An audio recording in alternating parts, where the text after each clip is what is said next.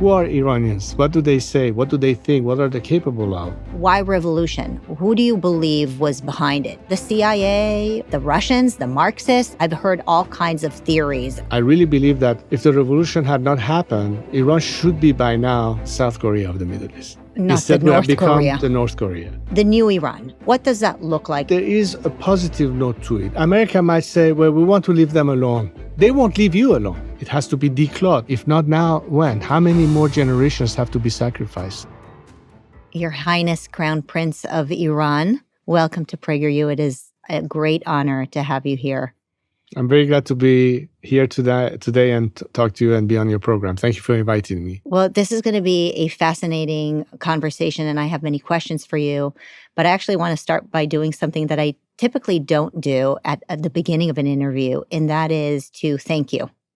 I will surely thank you at the end, but I feel like you deserve a thank you from many of my Iranian friends who I have here living in the United States, who expressed to me that you have given them so much hope. Not only have you given them hope that things will get better in Iran, in your country, but you have also been the embodiment of what Iranians are really. And for many Americans living in the United States, especially of my generation and younger, our experience with Iran has been terrorism and killing and death and terrible human rights abuses and, the treatment of women and what we've heard has happened to young women like Masha Amini. And so when we hear about that regime in Iran and we associate all of that evil, it's been a blessing to us to know people like you and like the Iranians who do live here in the United States, who, in my opinion, are some of the most reasonable people I know. They're incredibly kind. They're incredibly warm. Best food ever. Almost all of them are successful entrepreneur, totally rational people. And I just have such a huge love for the Iranian people that reconciling the huge difference between the Iranians that I know and people like you versus the Iranians that I hear about in the Middle East, it's I have a great sense of gratitude to people like you who've really held up what Iranians are about. And so I just want to start by just saying thank you. Thank you for everything you've already done. Well, I'm just doing my job, and it's my duty to serve the best interests of my compatriots by at least being their voice to begin with, and hopefully then some. And you have been. For people who know very little about Iran, it is the more you study Persia and the region, the more actually fascinating it becomes, because that region has given birth to so many different societies, I guess, in some ways. Can you describe to us what has happened over, let's say, the last 100 years or so, since your grandfather became the ruler and then your father, and what happened with you and why did you end up in exile? Mm-hmm. Actually, when you look at the legacy, the way people now look upon what my grandfather and my father did as the architect of modern Iran, in fact, they call my family the Iran building family, demonstrates that the view was how we can bring Iran from the, sort of underdeveloped country where most people were uneducated, illiterate, to a country that in the 70s was thriving, had a strong economy. Iranians were educating themselves, were coming back to Iran to bring in whatever was necessary in terms of development and infrastructure. So I think it's really in the last 100 years, because my grandfather stepped into the scene towards the second quarter of the 20th century, 1926, more or less. And, he served first as the commander of the armies, was prime minister, and then he was prompted into the scene as a result of the previous dynasty, sort of like shying away from carrying their responsibilities. And he was called upon to step in and sort of literally take over power. And in fact, my grandfather wanted to first establish a republic in Iran, based on the model of Ataturk that he admired a lot next door in Turkey. Mm. And interestingly enough, the clerics at the time and many of the people in the Iranian sort of elite were saying, it won't work here. You should, crown yourself as the next king and form the new dynasty, which is what he did. So that's how it all started. And so for about 50 years, the Pahlavi dynasty was in place until we reached the point where the revolution happened. And I'm sure we'll have a chance to talk about that. So I think Iran really began to flourish when we started, especially post-Second World War, where we were able to start producing our oil and selling it at a higher price. We created enough revenue so you can start really spending it on copious projects of modernization, development, factories, dams, roads, schools, everything that was needed. And that's how we started getting some traction. And Iranians, at the time of my grandfather, Iran's income per capita was around $400. Towards the end, it was over 2,800, and it was sort of like really increasing. And so I think people saw that Iran is progressively on track for development, for prosperity, for people's life improving at every level. But I think the most important element that, especially now, in contrast to where Iran was and what it is under this regime, is how much was done, especially for the women in Iran. Mm-hmm. And that would really happen at the time of my father.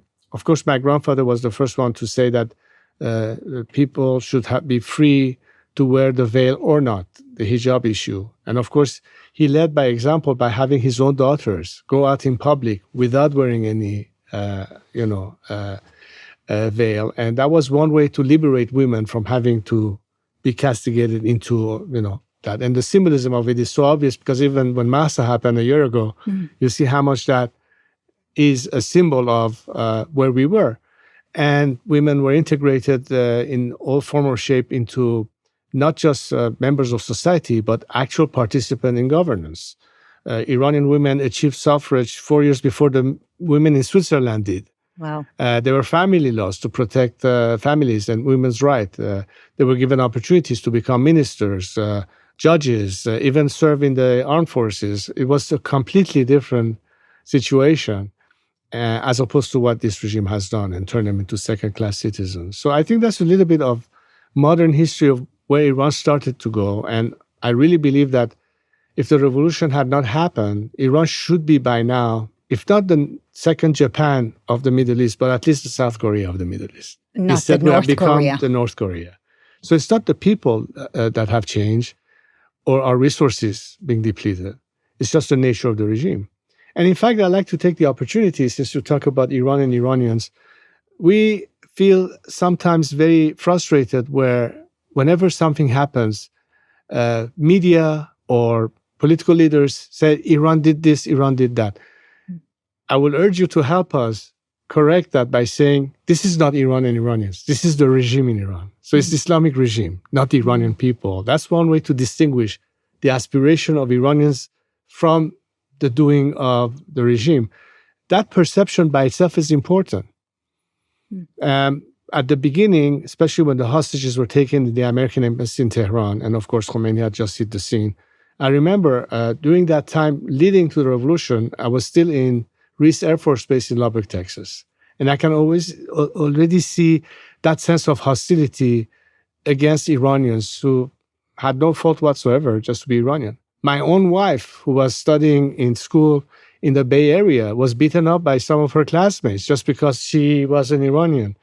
But I think we have come a long way. I think many Iranians, especially those living in the United States, and for Americans who have interacted, example yourself, with Iranians, by now should know the difference between what actual Iranians believe or think as opposed to what the regime is projecting as being, something that is totally alien to us in terms of values, in terms of beliefs, in terms of principles. And that's where all the problems started and continues to exist. You describe Iran as this prosperous economic society, right? And the revolution happens. If people were happy in Iran, presumably they were doing well financially and things were growing, why revolution? Who do you believe was behind it? Was it really from within? Or was it Carter? Was it the UK? Was it the fight over oil? Was it the Russians, the Marxists? I mean, I've heard all kinds of theories on who took Iran down and why. And I'm curious, what do you believe is the truth? Well, there were two major groups that were opposed to the way Iran was, the direction it had taken. Everything that I explained regarding women's rights and things what were happening, the clergy didn't look at that very favorably. And Khomeini, in fact, started everything when my father instigated the white revolution at the time that brought in all these elements. He was the first one to start speaking against it and build that sort of rejection by the Islamists or the fundamentalists there. On the other hand, you had the Marxist forces who didn't like this rapprochement with the West in general and, in their sort of anti-imperialist, anti-Western rhetoric, sort of partnered with the Islamists. And that was the root cause that brought about that moment where there were forces at play that took it to that level of leading to this revolution. And interestingly enough, I think that now the children of that generation who in 1957, Iranian calendar, 57, which is 1979, were part of it, turned back to their parents and said, what the hell were you thinking? What was lacking? The maximum we could argue might be that maybe in terms of political liberalization, we were not quite there yet, but we were going in that direction. And they were saying, well, a lot of reforms could have happened and we could have avoided having a revolution. But instead, we opted to bring in some cleric that we believed would be just a very benign, sort of symbolic leader retiring in the city of Qom and allowing for all these promised liberties. And instead, we ended up with what we have. And by the time we realized what it was too late. And contrary to that, there's been decades of insisting on bringing reform to a regime that is irreformable. So it's the sort of tragedy in all this is that the opportunity cost to Iran and Iranians has been huge in terms of these past 4.5 decades since the revolution. However, there is a positive note to it, as crazy as it may sound. But it is really in the sense of some of the cornerstones of liberty and justice and the rule of law in any democracy, and that is the separation of church from state. In other words, a secular system. I want to emphasize this point as strongly as I can, because I think from the point of view of Americans, when they look at the American Constitution, when they look at the fact that Thomas Jefferson was inspired by Cyrus the Great to build in those values of human rights and liberty into the American Bill of Rights and Constitution, there's something that has to do with the history of our country. And we are proud as descendants of Cyrus to be represented in that. But what can we do for ourselves? And how can we have the same systems in our country? Because a lot of people say, well, Iran was a Muslim country. How do we deal with these religious elements? Is this really what they are? Not. And in fact, Iran was perhaps one of the most secular countries in the region before the revolution. But we had to experience directly the consequences of a religious dictatorship. It's a little bit like the Inquisition in Europe that led to Enlightenment. And now you're talking about an Islamic Inquisition in Iran and what could happen post that. In terms of returning to our roots and a country where different religions lived together side by side for centuries. Christians, Zoroastrians, Jews, Baha'is, Muslims. And we never had issues until this regime emerged. And that's a very important lesson that Iranians had to learn the hard way, but puts us in the best possible position to navigate this challenge and land on solid grounds in the future once this regime is finally brought down. So do you think that the people who voted for the revolution, were they duped? Is that what happened? Were they basically tricked? Was it that the Marxists and the Islamists came together and created this new version of politicized Islam that controlled the media and lied to people, and people didn't realize really what they're stepping into? Because it's almost like an oxymoron to combine Marxism with religious Islam, because Marxism is really not about religion. And so the marriage of those two seemed quite bizarre, except for the purpose of political control and corruption. And so were the Iranians basically tricked Was it planned that this would happen, or is it just a terrible accident and just a very, very unfortunate situation? Mhm. Well, you can imagine that in these 4 decades, ever since I was plunged into the scene of Iranian politics and opposition politics and what have you, I had discussions with many Iranians, including many who were the most aggressive opponents of my father's regime, Hmm. belonging to the same category of people you just described. And in our conversation, they often said that, you know, we now realize what we didn't know then. Mm. And most of them admit that we made a mistake. But the truth is that it was such a frenzy, it was such a euphoria that you could not have a rational discussion. We had university professors swearing that they saw with their own eyes Khomeini's face in the moon. You're not talking about an uneducated person be subject to some propaganda or brainwashing. This is a university professor saying that. So when the intelligentsia or intellectuals fall into those trappings, they didn't even know what Khomeini really stood for. Nobody had really read his pamphlet, which if you read today, was, I mean, this is just some badness behind it.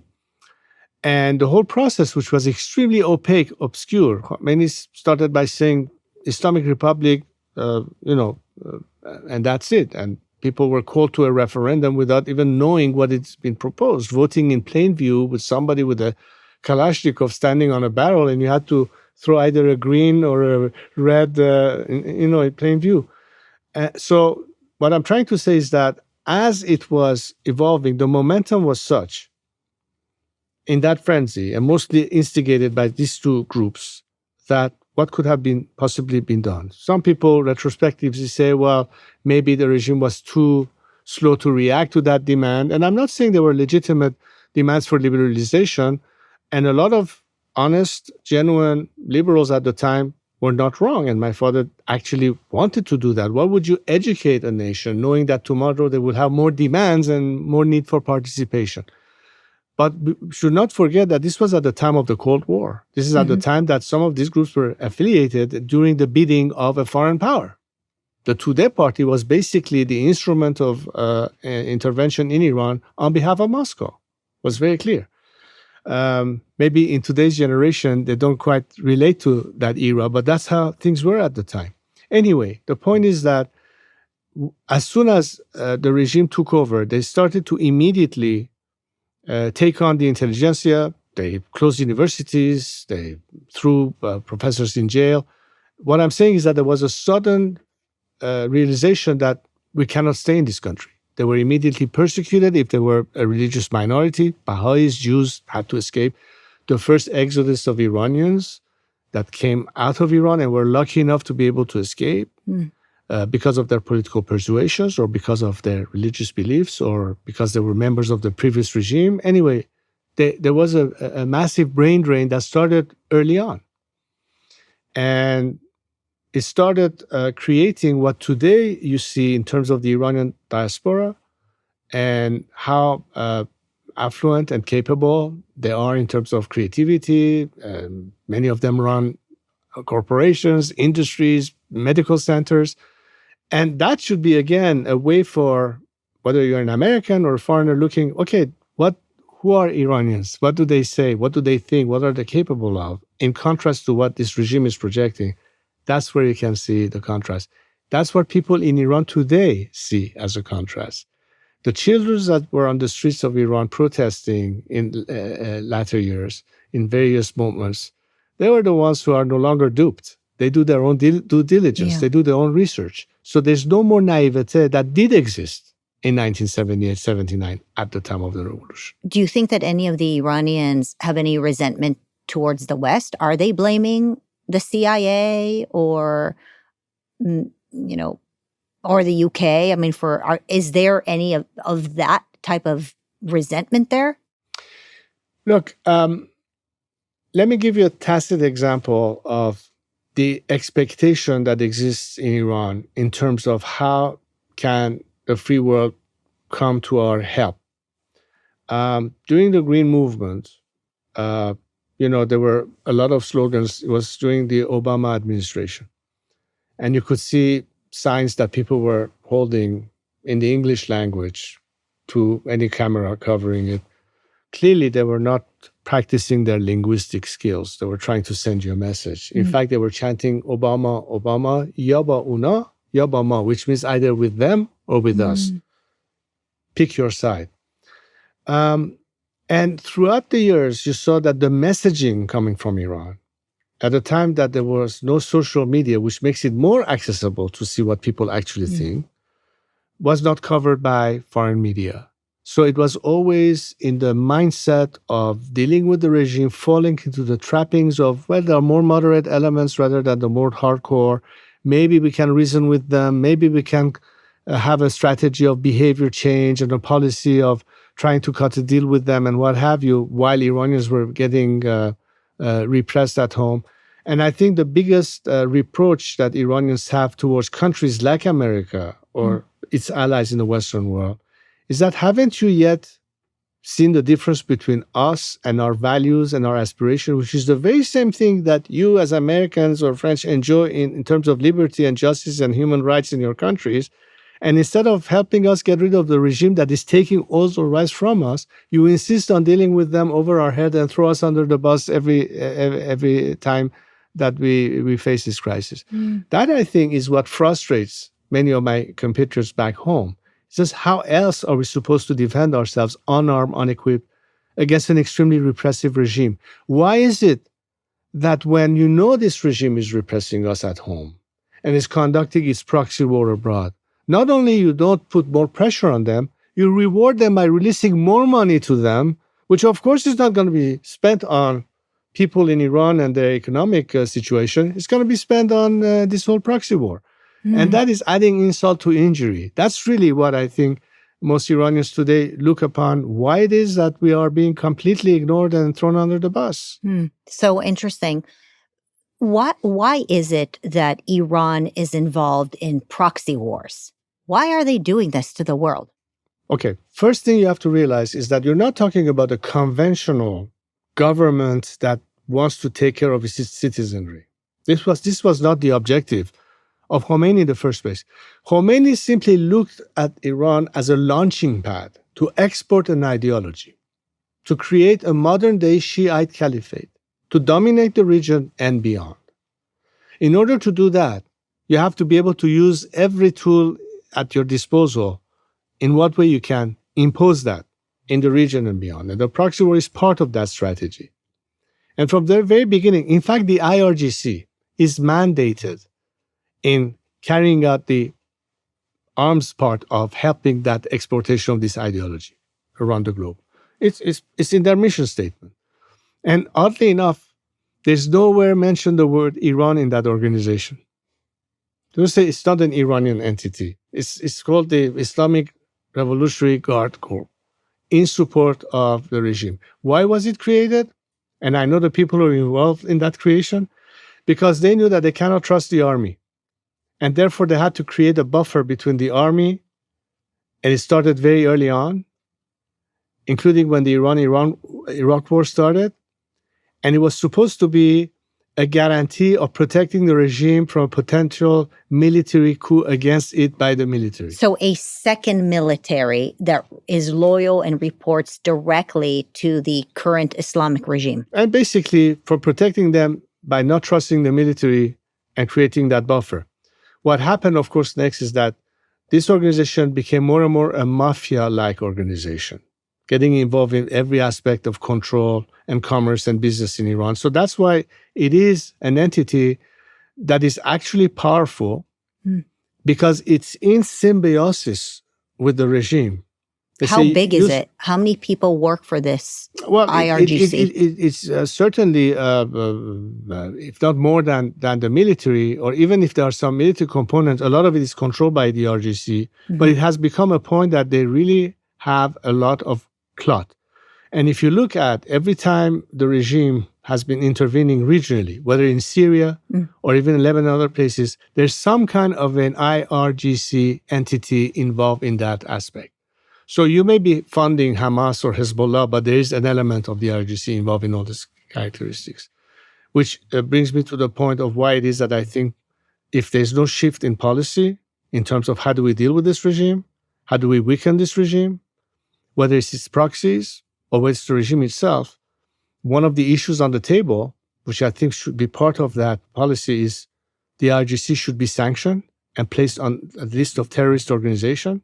Some governments are looking at that, finding the legal way to do that. But if you do not show the Iranian people that we know the evil work that this regime is doing against you in repression at home and what it's doing in its proxy war, you cannot expect either Iranians at home or our immediate neighbors like the Israelis or the Saudis to think there's an actual means of responding to the regime. And in the meantime, what do we do in dealing with this situation? So it's not just limited to Iran. And why is it that it impacts America at the end of the day? Because I know many times I've heard Americans say, well, it's all the way over there. Why should we be dragged into it anymore? We had a bad experience in Afghanistan. We have a bad experience in Iraq. Once again, as taxpayers, we have to fund all these things. But none of this needs to happen when it comes to Iran. But you cannot hope to have an equal playing field where you don't empower the people of Iran without taking the teeth or the fangs out of this tiger that the regime is. It has to be declawed, literally. So you cannot have a chance of bringing real change in nations that want to have change by continuing to, in fact, reward this regime by giving them more means that they shouldn't have had in the first place. And that's the question that many Iranians ask. It says, you're not punishing the regime, you're in fact emboldening them by giving them more means to carry out their, sinister goals. You bring up the point that many of us Americans are tired of wars. We are also financially in distress. Right now, our borders are porous. We have many problems here in America. And the idea of having to get involved in wars across the globe seems overwhelming as an understatement. And we're not sure if that's really our priority, because our priority has to be to take care of our own right now. And I'm curious, what is your answer to the possibility that we don't engage? What would happen if, we build a border here, we secure our country, we focus on America, and we let the Middle East deal with the Middle East? What would that look like? Okay. First, I would say that America might say, well, we want to leave them alone. They won't leave you alone. That's the first thing. They're still coming after you. How? So by knowing that the biggest success that they can have is to pretty much defeat what they always said from get-go, the great Satan, America. Which is why they have always had such a hostile, antagonistic, as an ideological system against the West, represented chiefly by America. But I understand. I'm a taxpayer here. I don't want my money to end up being spent on wasted resources either. But you should not assume that the issue in Iran has to be a war. And let me explain you why. Because the dynamics of change in Iran is a matter of what is the agent for change in Iran. What is the element that can bring down the system? It's no other than the Iranian people themselves. It's your natural army on the ground already, except for they are fighting the fight with no support whatsoever. You won't need to engage America in any kind of conflict. In fact, I would be opposed in principle in any kind of foreign intervention. But I do believe that if you bring in the necessary element of pressure on the regime, equaling the playing field for Iranians, you don't have to do anything much more than that, because the rest will be done by the people themselves. But we need to have a major shift in policy that has yet to exist in the Western world, because they're still in the mindset of cutting a deal and compromise and expecting behavior change, which was a flawed expectation to begin with, and simply proves there's a great deal of naivete in understanding that the DNA of this regime is one that it cannot be compatible and coexisting in the world as we know it. Because in their view, it's either you or them. There's no gray area. Therefore, what it is that, let's say, America could do Yes. to make a difference. Not just America, but America chiefly because, when America leads, others probably follow. And the sense that I have always suggested a two-pronged approach, a parallel approach. One is a campaign of maximum pressure on the regime. That means in the form of sanctions, in forms of, example, putting the RGC, which America has done that already. Your allies in Europe have yet to do that. But that simply means you're bringing more way of curtailing the regime's ability to have access in resources or do anything that they do regionally by the proxies or back home. Parallel to that, you have to have a component of maximum support. Let me give you two tacit examples. One of the key issues for those of us trying to coordinate efforts in terms of organizing whatever we need to organize against the regime is communication, which is vital. Access to the internet, free flow of information. And these are the kind of things that will facilitate Iranians not to be detached from the world and be disconnected from the world, which is something the regime is attempting to do all the time. And parallel to that, maybe find ways of giving financial means and support to encourage and assist in the case of labor strikes, which I think is the quickest way to paralyze the regime from within, by finding a way to fund it without a penny of American or others' tax dollars be spent on. How? There are many frozen assets, which is the Iranian people's money in the first place, that can be repurposed or allocated to support such campaigns of civil disobedience. All of this will contribute to a complete, leverage issue. But it's also important because when people see light at the end of the tunnel, when they see that there's actual solidarity, this time with them, finally, after 4 decades, when they see that this time the world is serious about telling the people of Iran, we had enough with this regime, we had given them ample opportunities to come clean, and they haven't. Meanwhile, the conflict is escalating, and this may become pretty soon an unavoidable conflict. The only solution that remains is put an end to this regime, but by helping the Iranian people bringing it down. But that requires some support. Many of these campaigns in other countries did not succeed without tacit support from the free world. The same case applies to Iran. And in that sense, you don't have to engage your troops. You don't have to spend your own money, but you can find ways of actually helping those campaigns within Iran to finally have a chance to be successful. It also facilitates the transition post-regime. Because I know that some of the concern is, are we going to have a scenario of chaos? Is it going to be a vacuum that is not filled? Are we going to have some situation of anarchy and instability? Well, what I'm suggesting is that this strategy includes a controlled implosion with a plan for transition post-regime into the next phase and has its component. And it also includes maximum defections from the regime because unlike what happened, what happened post-Saddam Hussein in Iraq and de-Baathification, which was disastrous in terms of consequence, this time we're not saying that everybody on the job has to disappear. So long as their hand is not soiled in Iranian people's blood, they can survive regime change and they can have a place and a role to play in the future.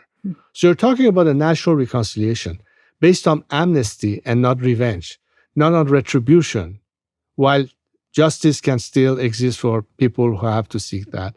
But in the spirit of more of a sort of what happened in the case of South Africa, truth and reconciliation, those kind of approaches, which means that this is the path of least resistance for those who can now join us, who are disillusioned, former reformists, who know that now we have to go beyond this regime, which is the collective ask of Iran.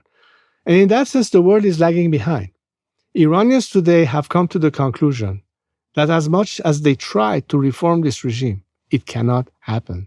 And they're fed up with it. And they want to move beyond that. And that's where you have to connect the dots and see, as a matter of foreign policy, as a Western democracy, with the values that we all cherish, which is the same thing the Iranian people want, why are we wasting time trying to reason with a regime that in its entire comportment is the most alien to these values? And we as Iranians And me having lived in this country for almost 4 decades and appreciate everything that is incorporated in your system of justice and separation of powers and the guarantees that exist and the institutions and the role of media and this and that. And we would like to be able to do the same thing for ourselves in Iran. We are natural partners in this. Mm-hmm. And I'm just conveying to you a message on behalf of millions of my compatriots to say, if not now, when? How many more generations have to be sacrificed? How much more do we have to endure?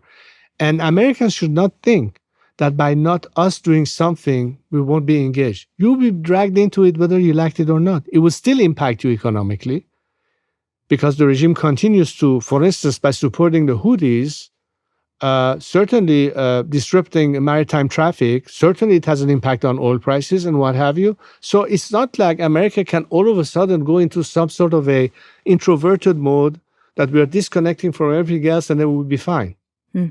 That's not going to be the reality of things.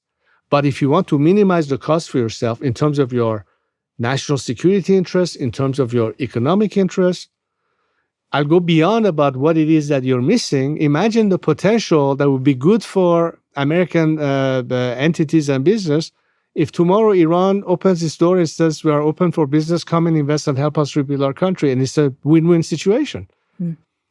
So we need to start thinking what a different Iran could provide in terms of our interests rather than, well, we don't want to be dragged into conflict anymore. Because that means that nobody thinks beyond the status quo. And we should start talking about beyond the status quo. You bring up an interesting point, and that is even if we don't want to engage with Iran, and Iran is already engaged with us. And I think we've seen, especially lately, that they have been very much embedded into our institutions here in the United States, certainly in the West, very much so in Europe. So we've seen what they've been doing on college campuses. Just the other day, there was an intelligence leak about, the Israeli potential attack came out of the United States. How embedded do you think Iran is already in American institutions where we need to be concerned and maybe even on alert? Well, I think the footprint is becoming more and more vivid. They are committed to that. They know what the weaknesses are in this country and they're taking full advantage of it. You're not dealing with a dumb enemy. What are the weaknesses that you think they're taking advantage of? I think the fact that it's a little bit of a naive thought that they will not try to influence through their lobbies, what happens. You brought it up yourself. It's not only that, there are many other things as well, but they're at work. They're not only doing work regionally. They try to go as far as they can, to Latin America even, and many places, as you mentioned, in Europe. So everything to try to have a role that influences maybe the wrong way in public opinion. Khamenei had multiple offices in Europe through which they fund so-called organization for this and that, but in reality, they're doing the regime's bidding in antagonizing foreign citizens, journalists, the Jewish community, or what have you. And now, most recently, we can see they're also trying to use. Of course, it's not just Iran. There's a lot of Qatari money into it as well. But there is a lot of effort going into that. They're not just relying on propaganda. They actually spend a lot of resources and time to bring up these kind of elements on foreign soil. And the reason they are doing this is because they want to expand their political radical Islam to the entire world. I mean, that is the reason they're doing this. It's not even for Iran. They don't care about Iran. They're using every resource that Iran has, not for the benefit of Iranians, but to, in fact, finally get that world dominance in terms of, in their minds, mind you, creating this sort of modern-day caliphate. That's the ultimate goal. And the final frontier for them to ultimately win is, of course, ultimately America, which was the first target from the beginning. Death to America was the first slogan coming out of the regime's mouth. It was not just a slogan. They actually mean it. They actually mean it because their ideology cannot survive together with America and what it stands for. It cannot. Mm-hmm. They're in complete opposite ideology. Why are they so obsessed with Israel?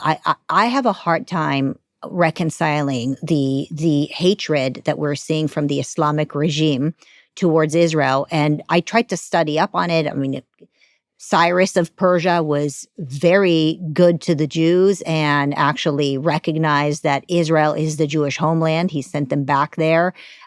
Your father had a good relationship with Israel. The conflict between Iran and Israel seems to be somewhat of a new conflict. And I'm curious, why is Iran so obsessed with spending so many resources on destroying Israel? Well, obviously, it's extremely based on this virulent ideology, which goes even beyond anti-Semitism. It's one way to say if we can defeat and destroy Israel as one of the most solid allies of America, that's another knockout punch to America as part of their tactics and strategy. And so Israel has been targeted from the very beginning. And what's interesting in the meantime, and again, this is something that I want to insist, especially for your audience and Americans who may not know that the regime from the very beginning tried to create that atmosphere of indoctrination of Iranian youth into being hating Jews or hating Israel or hating America. And, if you talk to people who at the time were kids in Iran, what they were taught in school, they had to stand there and chant all these slogans, which is obviously not what they believe. And we saw footages of Iranians in different universities or public areas where the American flag or the Israeli flag is actually printed on the ground, and the regime wants people to actually trample on it. And you can see people purposefully avoiding doing that. And that's a signal to you guys outside. Say, hey, the regime wants us to chant these slogans, but that's not what we believe. So that again shows that part of their entire dominance in a way of having one dominant ideology, antagonizing other religions. And I think the most obvious target for them is obviously Israel. So that perhaps to some extent explains that. But, I don't think we should spend too much time about what this regime is in terms of being evil. I think we should concentrate on what the Iranian people are in contrast to the regime. The exact opposite of what this regime is projecting. Iranians are peace-loving. Iranians have no quarrels with our neighbors. In fact, we believe that it is only out of cordial cooperations and relation that we can really thrive in the region. And that's on the basis of amicable relations based on mutual respect, completely different than what this regime is projecting. Iranians are tired of conflict. Iranians have been impoverished in the name of whatever this regime has been claiming. Today, the latest figures as in preparation or in anticipation of a potential conflict, the Iranian market has been on the crash side for the last week. As of today, it reached almost 70,000 2 months for $1, which means that our currency since the revolution has been devaluated 10,000 times what it was worth. And Iranians are not seeing the benefit of this policy of engaging, JCPOA with the promise of that money hasn't gone to the Iranian people. And Iranians soon realized that, none of this is benefiting us. So in that mindset, this is where we stand right now. And there is opportunities to make all of this change based on a complete shift of policy. So we're spending, I think, way too much time talking about the negativity of this regime and impact on the region, as opposed to spend more time on, where's the solution and what we can do about it? Because there is a solution for it. But I don't hear it being talked about as much, whether in American media or in government. And I think that's the part that we need to catch up to as far as where America stands in how to deal with this situation. Now, I think what we'd want to understand is, do the young Iranians, which the majority of the population is under 35, do they have the appetite and the stomach to fight against the regime? Because we know there's going to be bloodshed. They know that too, and they're probably afraid. And so the question is, if the West does whatever it needs to do, and we can get into that a little bit more, what exactly, is effective. But if the West does everything that you envision that we should do in the West, do the Iranians themselves have the stomach to really fight? Or have they been despaired by what they saw happen with the other students in the Masha Amini and all of that?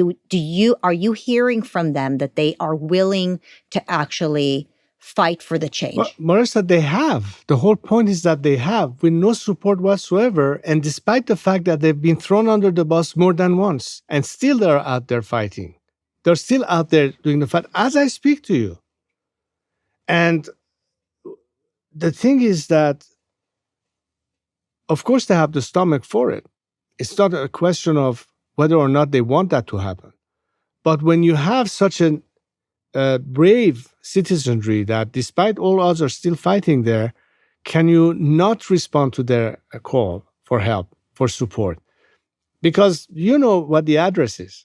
Mm-hmm. You know who it is that you're supposed to be supporting and empowering. And that's very important. In every campaign that was based on a nonviolent change, there was a tacit support from the Western free world. I mean, I don't know where Nelson Mandela or, for that matter, Václav Havel or Lech Walesa would have ended without at some point having that element of support. And Iranians are already doing that. Mahsa and her peers, of course, were the victims of this regime. And it prompted an explosion of reaction.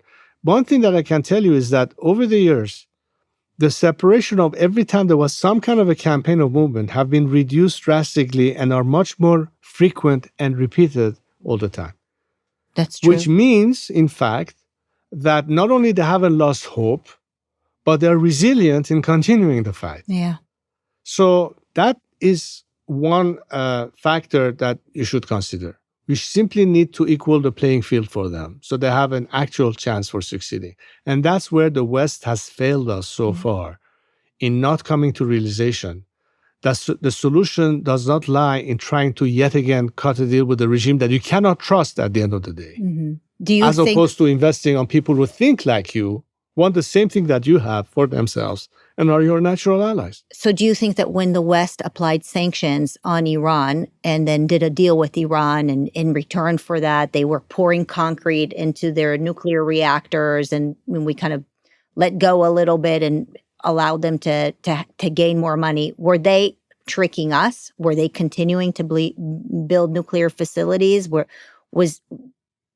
Were we duped at that point? What should we have done differently? Well, the IAEA has many times put out reports of how they were stopped from inquiring further into what is really happening behind the scene. So, there might be an appearance of things by the regime, but there's a lot of stuff that they do behind the scene that has yet to be actually verified. So there's been always that sort of opaque non-transparency, which leads to being not trustworthy at the end of the day what they do. Of course, they can manufacture a lot of sort of staging it or in appearances and what have you.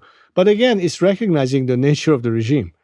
Because when you talk about the nuclear threat, I can use the analogy of it's not the weapon, but the finger on the trigger that you should be worried about.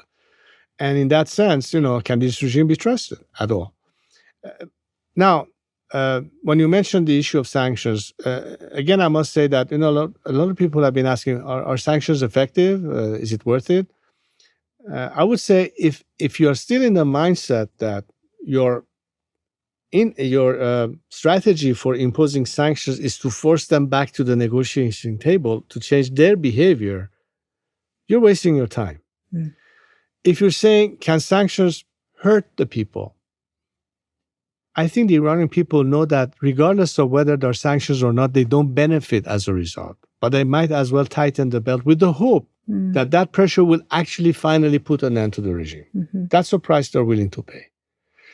So therefore, the sanctions should not be the ends, but a means to an end of bringing an actual regime change in Iran. And I'm using the regime change word on purpose because it's got a bad name because you poorly executed it in other places. Just because you didn't do it the right way in Iraq doesn't mean that it's the wrong concept that should be abandoned. It is a necessity. But it's the way you do it and how you go about it that makes the whole difference. In terms of policy, whether they were Democrats or Republicans in the White House, they didn't perform that well, even when 9/11 happened. Example, Afghanistan. Example, Iraq. But Iran is a completely different story in many ways. And that's why I'm telling you that there is a solution at the end of the day which simplifies the matter. It's just a matter of who you choose to support and who you stop trying to insist on changing their attitude or behavior. Mm. That ship has sailed, literally. Mm. But now we are facing prospect of escalation of conflict. That is something that won't disappear by itself.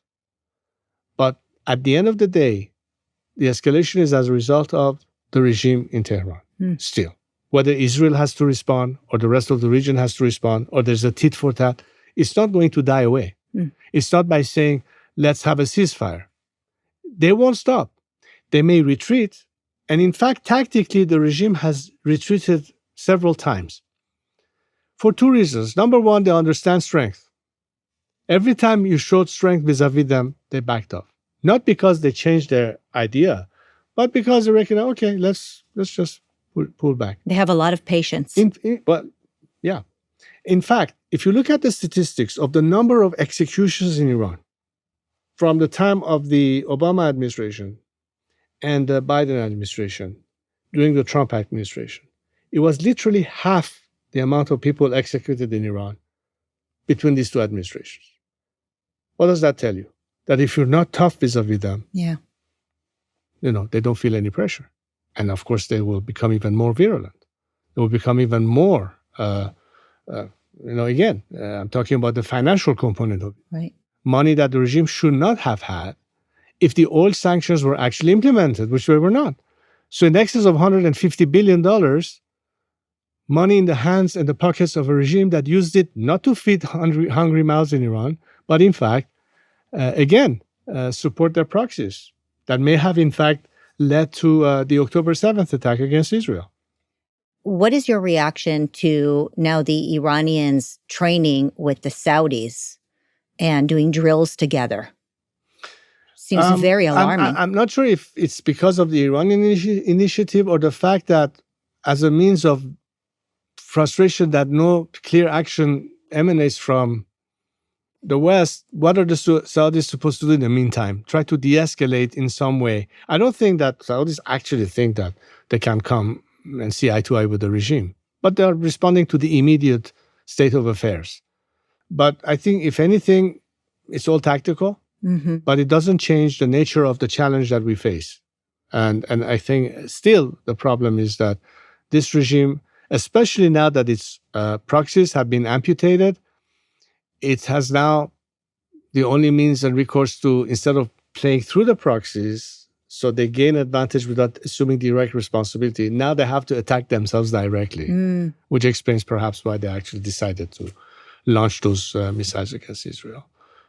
Despite all the terrifying news, I'm grateful to be sitting with you in a moment where you sound pretty optimistic, actually, because you feel like the citizens have an appetite to fight. You feel like you're at a moment where Israel has an appetite to defend itself, I guess. Maybe the United States is going to wake up and also help vis-a-vis sanctions or other concepts and ideas that you've outlined. And so let's go into the vision of optimism for Iran, the new Iran.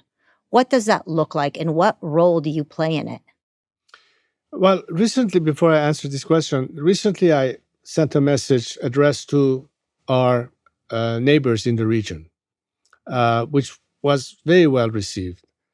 In the very same context of, imagine what a different Iran would mean to all of you in terms of our relationship with the Saudis, with the Israelis, and why it is that why everybody is feeling constantly under fear of what's this regime next move or what have you, how different it could be.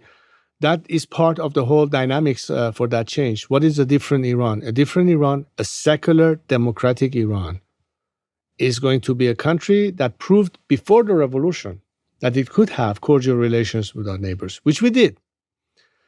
And it could be even better in the future, because now we are living in a world where, Iran was still part of a world where it was very bipolar. I mean, the West versus the Soviet Union, it was a very different, in a geopolitical way of looking at the situation. And the fact that oil was such a big factor and the whole dynamics of, what the West had to do to make sure that it has access to that energy. And that has always been one of the factors in the Middle East. But Now you're seeing changes in societies. You're talking about steps taken towards liberalization. What MBS is doing in Saudi Arabia in terms of advancing more and more liberalization in some form, which we've never seen that in recent history happen in the Arab world.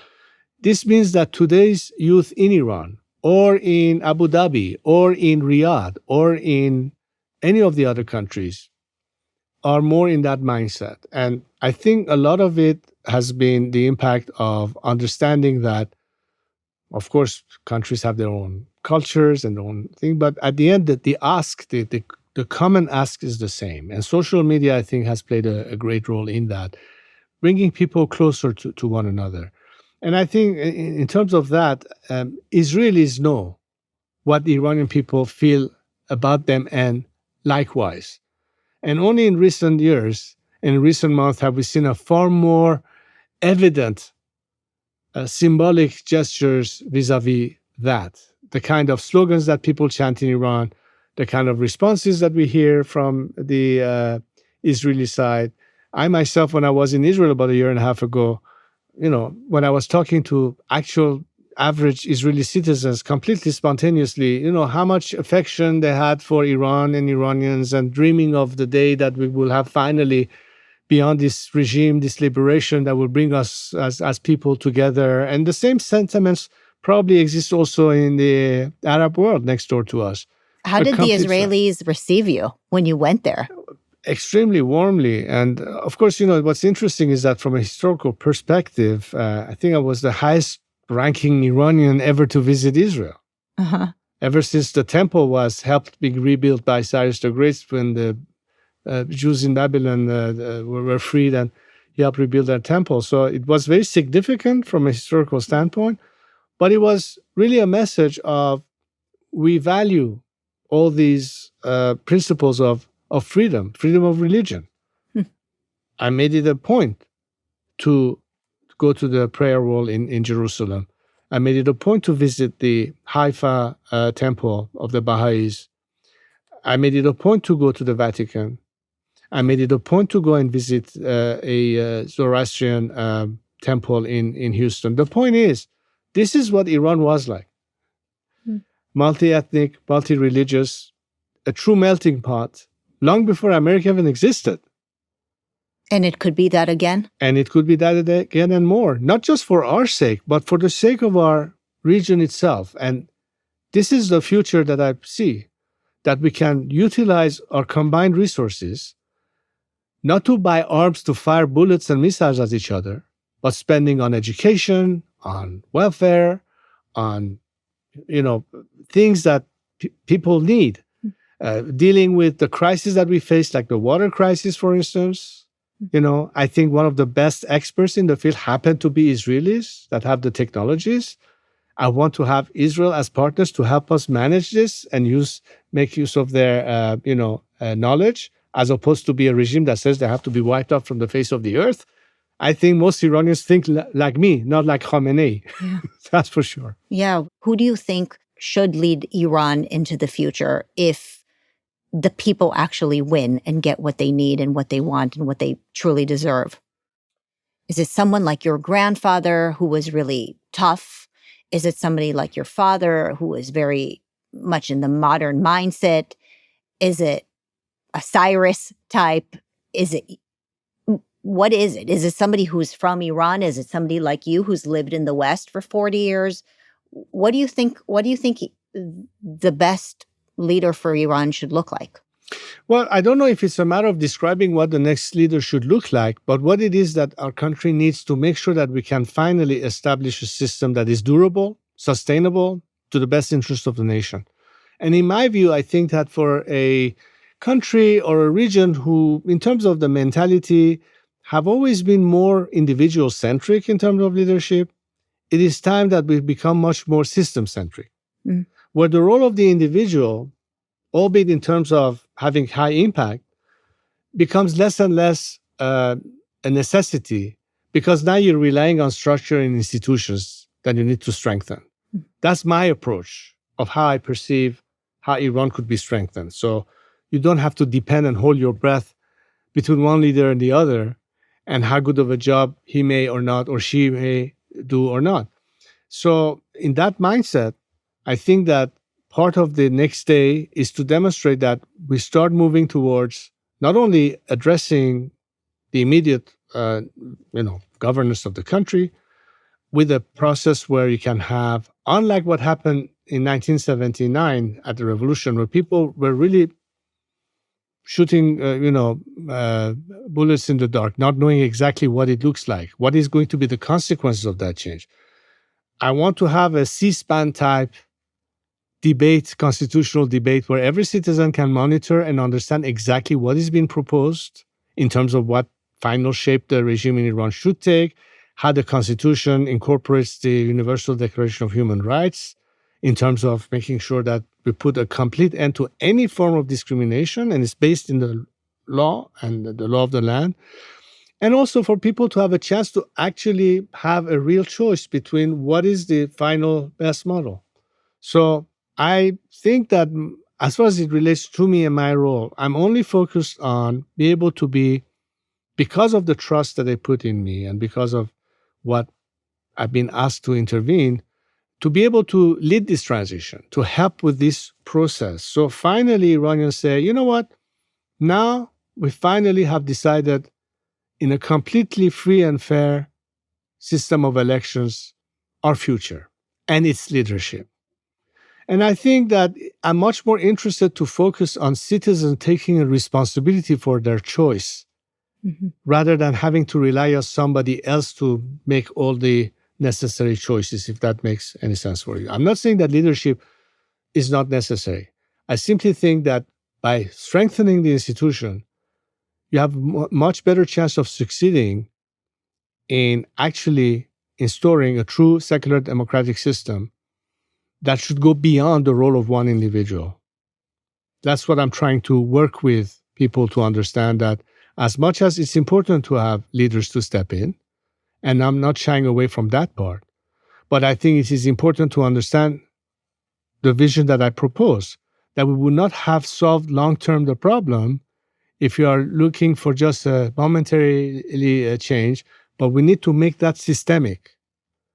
I really believe that we should not make the role of individuals more important than the role of institutions. It's a process, but that's my ultimate goal in. Do you have people in mind who you believe could help build those systems? I mean, this is, I guess, a typical CEO question that I have as somebody who's built an organization. If you come in and you say, okay, we're going to start new, there's going to be a new process, and we're going to build a new process. You need those great minds. You need those great facilitators and doers. Are these people that you are aware of? Do you have some thoughts about that? And do you see yourself as kind of the great organizer? Are you more of the figurehead because you give so much hope, and you're their blood and the legacy, or do you see yourself doing both, where you're both the blood, the legacy, and the figurehead, but you in your mind have some people who you can recommend for the citizens to listen to and rely on to build anew? Yeah, it's pretty much what you just said. Look, for instance, I think that the most obvious thing is we're talking about liberty, we're talking about the human rights, we're talking about democracy. At the end of the day, it's motherhood and apple pie. But does that put food on the table? Mm-hmm. People want to understand the mechanics of change, how we have a plan for Iran's recovery, how it's going to include opportunities for them to finally gain employment, be able to feed their family and prosper. But that has to be something well beyond writing a constitution and voting in free elections. It has to be the understanding of what it takes to rebuild that country. What kind of investment has to come in? What's the role of, let's say, entrepreneurs or specialists in their fields, companies, technologies, everything that had the dynamics of that ultimately will tell somebody who lives in Balochistan, totally impoverished, how can I find an opportunity to have a job? So one day maybe Elon Musk come and say, maybe I put a Tesla plant in that area. Mm-hmm. Why not? And, but it's connecting with the people so they understand how that change can actually happen. So I'm trying to identify key players, whether it's in the political field or in the private sector in terms of the economic aspects. I'm working and talking to and consulting with specialists, legal experts. For instance, we talk about truth and reconciliation and a legal process for that, or people who are already thinking of constitutional projects as a proposed, project to start debating on. Economic experts who are working on strategy. What's the first 100 days going to look like? How are we going to sustain ourselves? Because sanctions are not going to be lifted overnight, and we need some revenue to keep the country running while we are addressing, what it is that politically we want to do for the country. All of these things have their own department and components. So you identify, and once people understand the game plan and the roadmap, they'll find their lane in which they can best contribute. So I'm trying to bring that into the equation. That is multidimensional. And of course, we have two separate phases. The first phase in which we currently are is what we do between now until we finally bring this regime to its knees and it's not there anymore. Yeah. And then we kick into the period of transition, which of course has its own strategy and roadmap. And this is in constant consultation with our activists at home, people abroad, and the diaspora is beginning to become more and more interested because now they're beginning to see, but we have to be ready for the takeover. And that's how you engage people into this discourse and these discussions. What role do you think the Iranians in the diaspora would play? Do you think they would be eager to invest, go home, get involved, help? Are they still feeling connected to Iran where they would be willing, because many of them, like you, have lived here in America or in Europe. Do you think they will pour back into the country? I have not heard so far any member of the diaspora, whether here in America or in Europe, say that if Iran changes, I have no interest whatsoever to help it be reconstructed. That doesn't necessarily mean that they have to relocate to Iran, but there's so much they can contribute. But they also know one thing, that so long as this regime is there, not much can happen. So they're really waiting to see what's going to happen, to see when they can start contributing back to our country's progress. But I'm telling you, I've never heard any Iranians, whether as an entrepreneur or somebody running a business, or to say, I once was in Iran, I migrated here, now I'm connected to this country, which is my host country, and I never think back and look back to my country of origin. I have seldom found that to ever happen. Which again shows that Iranians have that sense of, I guess, inherited sense of patriotism in some way. You may be now a citizen of America or Canada or France, but you're still, at the end of the day, that Iranianness in you that is there. They can't help it. I can't help it. It's in me. May I ask you then a somewhat of a controversial question, given that you've lived here in the United States for 40 years, and congratulations, I know your daughter is going to get married to an American.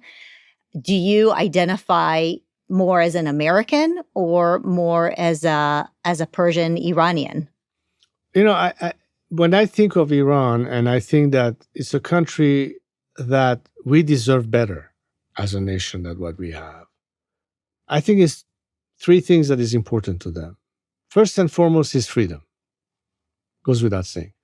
Second of all, they want to be accounted for and involved. So representation and participation. And perhaps the most important element is a sense of human dignity.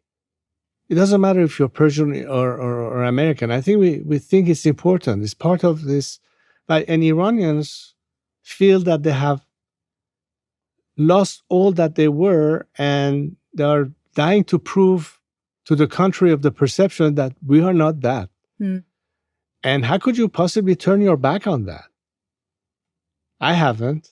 I've dedicated my entire life, not because there's something in it for me. That's not at all my ambition.